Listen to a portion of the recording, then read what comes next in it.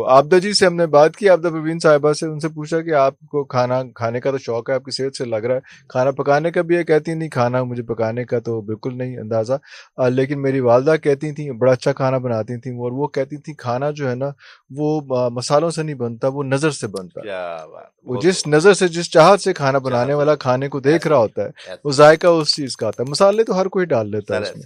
آپ نے بھی وہی بات ایڈ کی، جو اب خود گھر سے ماں بنائے گی اپنے بچوں کے لیے یا اپنے میاں کے لیے، تو اس کا جو ذائقہ آئے گا وہ مارکیٹ والا تو نہیں ہو سکتا اس میں. سر انفارچونیٹلی آج کل شارٹ کٹ دور چل رہا ہے، بالکل والدین بچوں کو پیسے دے دیتے ہیں اور بچے اپنا ناشتہ خود اپنا ناشتہ خود کرتے ہیں، یا پھر وہ تعین کرتے ہیں، یعنی کہ سوری فار دس برانڈ، لیکن فوڈ پینڈا نے جتنا کھجل کیتا ہے نا سانو معاشرے بتا دو رہا ہوں، وہ پیسے لے کے اپنا ناشتہ یا وہ سلانٹی کھائے گا یا چپس کھائے گا، ہم نام نہیں لیتے، سنیکس کھائے گا، بوتل پی لے گا، کولڈ ڈرنکس، وہ تو تباہ کر لے گا میدا. اور جنک فوڈ. اور ایک یہ بھی بڑی عجیب سی بات ہے کہ ایسے انسٹیٹیوٹس میں جہاں پہ جو ہے وہ تعلیم دی جاتی ہے، وہاں پہ ایسی چیز جنک فوڈ اور وہ انرجی ڈرنکس اور سارا کچھ وہ آپ کو وہاں پہ اویلیبل ہوتا ہے. سر اصل میں انڈسٹری ہے نا، اسکولس کو تو اس کو ڈسکریج کرنا ہے.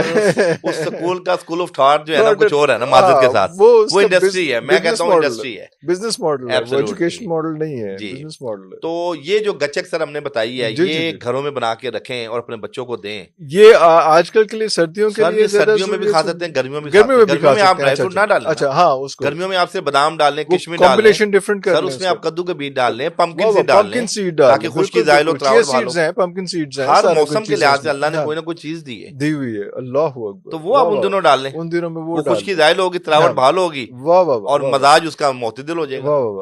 اور وہ ایک ایسا بسکٹ سا بن جائے گا کہ وہ آپ ایسے ہی کھاتے آپ کسی مہمان کے سامنے پیش کریں گے نا، وہ مہمان جو ہے نا وہ چھوڑے گا، چاٹے گا کہ کیا کھلایا. میں نے نہیں چھوڑنا.